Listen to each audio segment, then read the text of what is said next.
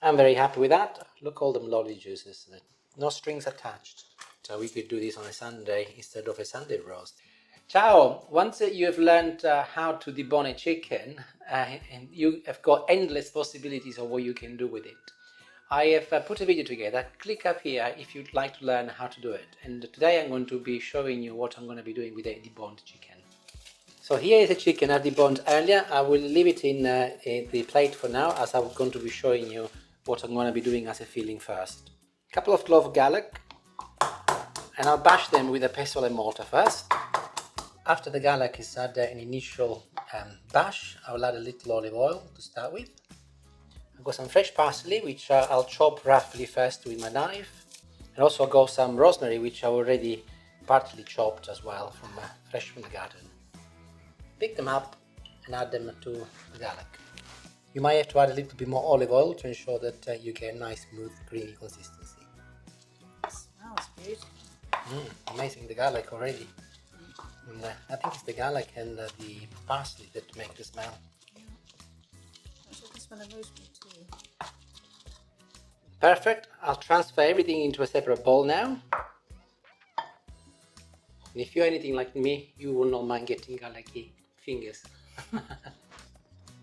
I think it smells lovely, personally. It smells really lovely. Dry breadcrumbs, I will be adding 3 tablespoons. And have a look. I will put a little bit more. And a little bit more olive oil. That is exactly what I'm looking for. If you look at the breadcrumbs, has inherited this lovely golden color from the oil, and also there is a hint of green from the herbs. Perfect. And the smell is really amazing already. And I'll put this on one side for the time being. Ensure your worktop is clean, and if you do not have the ability to use a worktop, maybe you can use a plastic board. Chicken comes out, and I've also deboned the legs. And today, as I will be rolling this, I've also deboned the wings, so no bones inside. The first thing I'll do though is I'll cut the legs open, and I'll go from the very side. I want to make the chicken as wide as possible. Yeah. All of the breast is on one side, and with my knife, make sure you got a nice sharp knife, I'll go and remove some of it. So here I've got a lovely deboned chicken ready to be rolled. Now we need to decide which way we're going to be rolling. We can go this way or we can go this way. I think myself it might be an idea to go this way. This way? So that you can tuck these loose bits in. Yeah, like this. Does that make sense? Yeah. Yes, it does. Okay. Just, minor little Absolutely. in there. Absolutely. I need to wash my hands. Of course you do. So I'll start by drizzling a little olive oil on top and spread it over using my hand. Here I've got some fillings. I've got a couple of slices of bacon, 2 sausages, and some mozzarella, which I have sliced very thinly. So I'll start with the bacon, followed by the sausages, and try and keep away from the edges. Oops, you come back here. As you will be rolling this, and you want to make sure that everything stays inside. And pat it down with your hands. This is when I'm going to be adding all of my breadcrumbs mixture in the entire surface, including the edges. Go as close as you can to the edges. There. And pat it down with your hands so that it is firmly attached to the chicken. I've not put any salt and pepper yet. I'm going to do that next.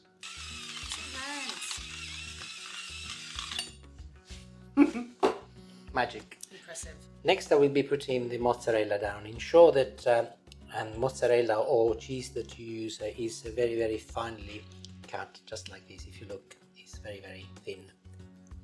It will be better when you fold it and easier.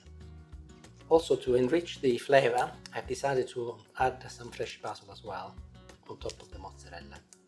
Go back to the breast which you removed earlier, and try and slice it again in small pieces and put it on top. I'm trying to effectively create a sandwich in between chicken.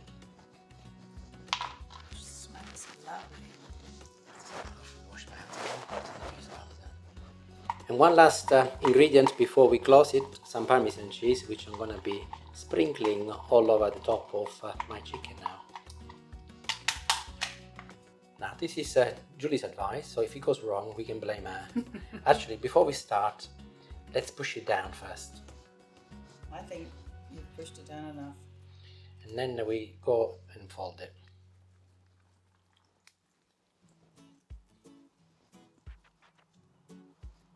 It's a bit messy, but we will get there. No, it doesn't work. Will it? We will fold it this way. We tried to fold it this way, it didn't work, so I'm gonna go the other way. Like this. Oh, I see, so you're not folding it, you just put it in half No, then. change your plan. Didn't work too much in that. Press it down. Okay, this magic string. And using some string, I will go on, I'm going to be securing it so that it has a little bit of a shape. I'm very happy with that. I will also put one lengthways.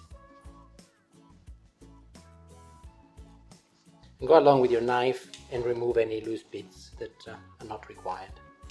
Not that it matters very much anyway. And it's really ready to go in the oven, so I'll pop it inside a tray which I've lined up with some baking paper, a little olive oil on top, and some more salt and pepper.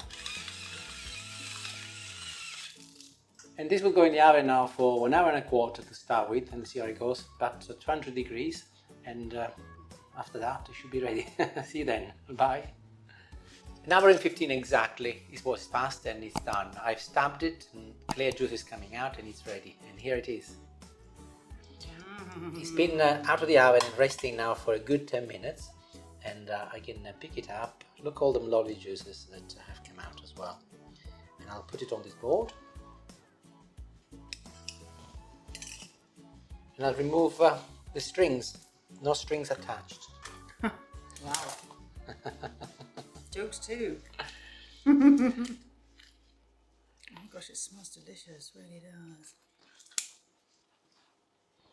Said we could just carve it into 3 big chunks and one each. Yeah. There we go. Now the reason why you let it rest is because it's going to be easier to slice. That is always a good practice. Now, as you can see, look, it's coming out lovely. And it is lovely and crispy on the outside, but incredibly tender and juicy on the inside. Because we deboned it, it didn't take a long time to cook either, which is a bonus. We could do one of these on a Sunday, really, couldn't we? Because Good, yeah. you look at that great big slice, you could have just one slice each, along with all your puddings and potatoes. Julie just mentioned that we could do this on a Sunday instead of a Sunday roast, and I totally agree. It's nice to diversify, and deboning a chicken, as I mentioned at the beginning, gives you so many more options on what you can do. And I'm about to go and try some, and but I want to scoop some of this lovely gravy, juice, whatever, and put it on top of here. And I'm now going to have a nice little piece. I think I deserve it.